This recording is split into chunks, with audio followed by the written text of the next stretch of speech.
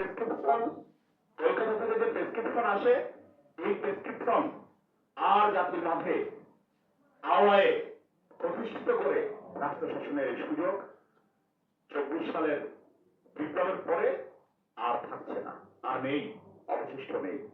এজন্য সরকারকে অনুরোধ করব, আপনার সাথে যারা আছে এরা কেউই রাষ্ট্রকে সেই অর্থে ধারণ করতে পারেনি, বিপ্লবকে ধারণ করতে পারেনি। যারা আপনার সঙ্গে আপনার যারা কলিগ, এদেরকে বাদ দিন।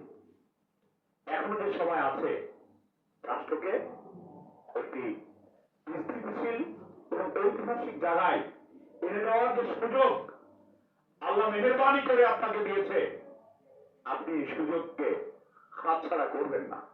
আপনি খুব দ্রুত আপনার এই উপদেষ্টা পরিষদের কলেবর বৃদ্ধি করুন। রাজনৈতিক দূরদর্শী সম্পন্ন দেশপ্রেমিক যে সকল নেতৃবৃন্দ আছে তাদেরকে সঙ্গে নিয়ে কলেবর বৃদ্ধি করে জাতির জন্য যে সকল সংস্কারগুলো আপনি সামনে একটা বিচার করলেই তো কাজ হয়ে যায়। শাপলা চত্বরের বিচার যদি করা যায়, বিডিআর হত্যার বিচার যদি করা যায়, এসপি সাহেব বললেন স্পিকার শাহেদ আলী হত্যাকাণ্ডের বিচার, অনেকে জানে স্পিকার শাহেদ আলী হত্যাকাণ্ডের বিচার কেন হত্যা করা হয়েছিল তাকে।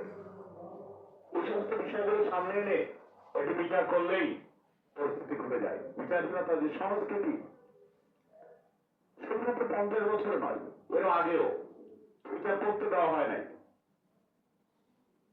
উকিল পর্যন্ত দাঁড়াতে দেওয়া হয় নাই। বিশৃঙ্খলা লাগিয়ে দিয়েছে হিন্দুস্তান। তার থেকে বেরিয়ে আসার একটা সুযোগ আমাদের হয়েছে। ইউনূস মহোদয়কে অনুরোধ করব, আপনার এই সমস্ত কলিগদেরকে বাদ দিয়ে রাজনৈতিক নেতৃবৃন্দকে সাথে নিয়ে, দেশপ্রেমিক রাজনৈতিক নেতৃবৃন্দকে সাথে নিয়ে এবং যে সকল ছাত্র বন্ধুরা জীবন দিয়েছে তাদের সংখ্যা আরো বৃদ্ধি করে একটি সমাধানের দিকে রাষ্ট্রকে একটি স্থিতিশীল জায়গায় রেখে যাওয়ার যে সময় সুযোগ আল্লাহ আপনাকে দিয়েছে সেদিকে নিয়ে যান। ধন্যবাদ।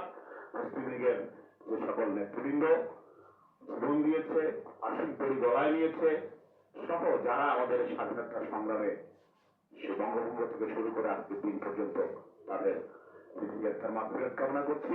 এ পর্যায়ে বক্তব্য রাখার জন্য অনুরোধ করছি।